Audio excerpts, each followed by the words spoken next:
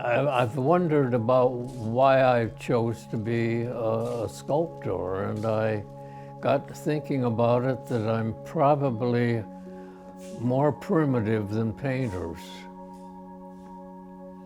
because all I have to do is reach down and get the earth dust of stars and start making something. I don't have to have canvas or vellum or paper or paint and frames. I just have to have the earth. A little bit like God, I suppose.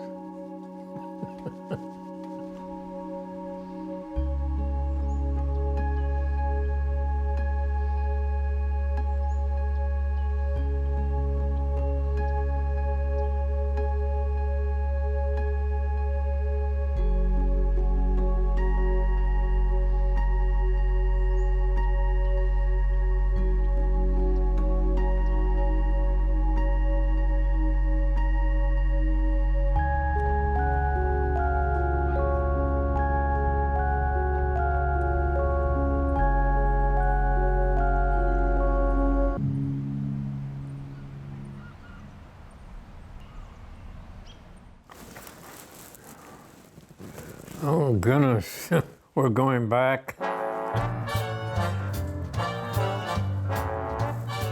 Here I am all dressed up.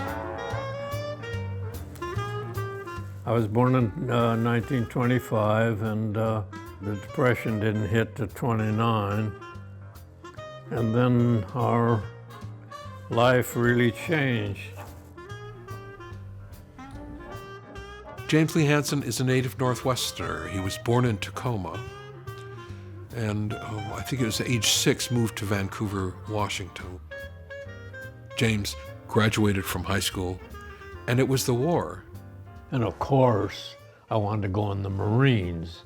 So I went in there, and it was about noon, and they'd stepped out for lunch. And so I didn't want to wait, so I went to the next recruiting place, which is the Navy, and I enlisted in the Navy. Thank God. I'd be dead if I was in the Marines. As a sailor in the Pacific, Hansen saw battle and its grisly results. It was a life-shaping experience.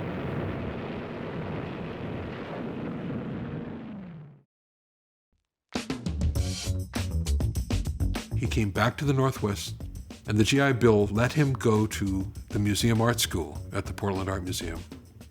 So many of my friends that were such good painters, I didn't see my work being that good.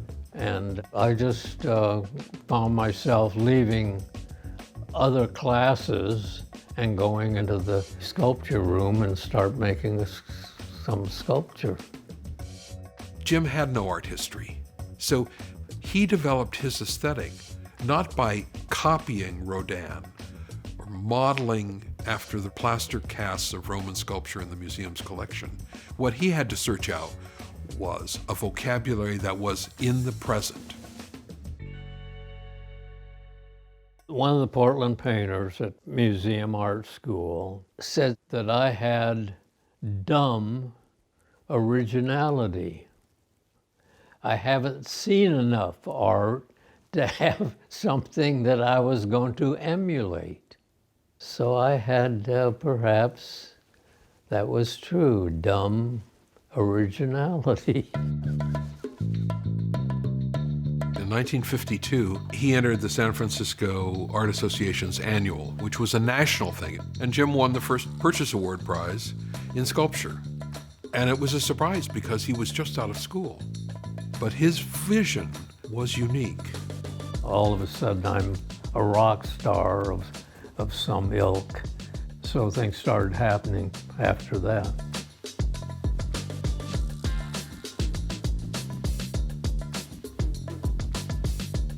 Very early in his career, he established his own foundry in his studio. And so I made my own kilns, made my own furnace. It just got bigger and bigger and bigger and bigger. First thing you knew, I had to build scaffolding to get up high enough to pour the mold. Jim started a collective group of artists called Builders Arts. And what it was a group of his pals and the people who'd been through art school with him, like Lee Kelly and Izquierdo and Byron Gardner and people like that. Here's Don and his mosaic mural. It was terrific.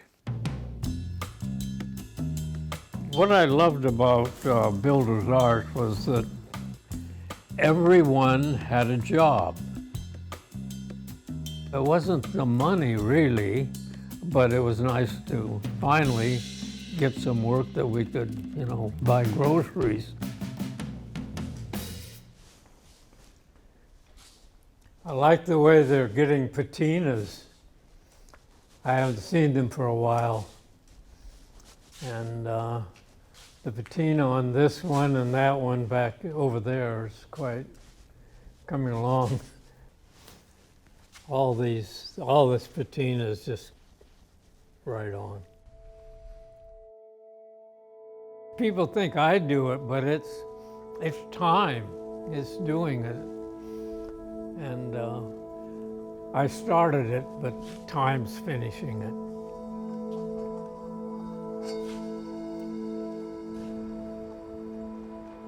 World War II had an impact on James Lee Hansen's work. It is in the soul of the work, a growing sense of sobriety and hopefulness.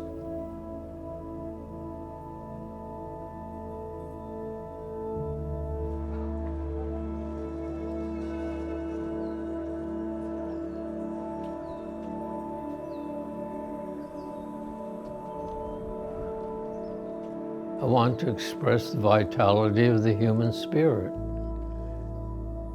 And who can explain that succinctly? It is a small wonder. It's just a small wonder.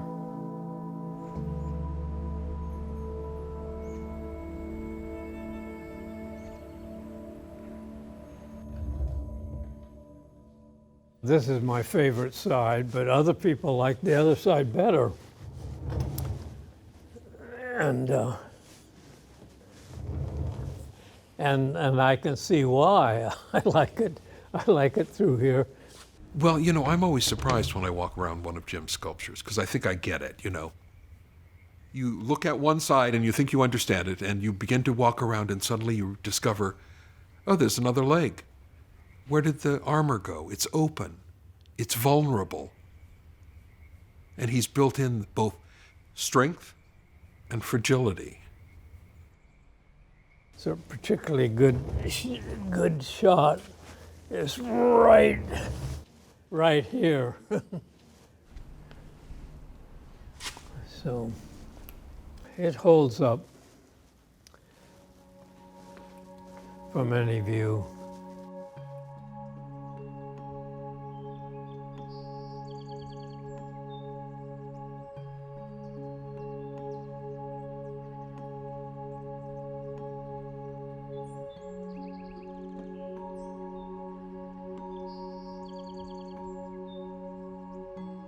James Lee Hansen has remained a singular voice aesthetically in the Northwest. He is one of the most inventive and productive sculptors we've seen.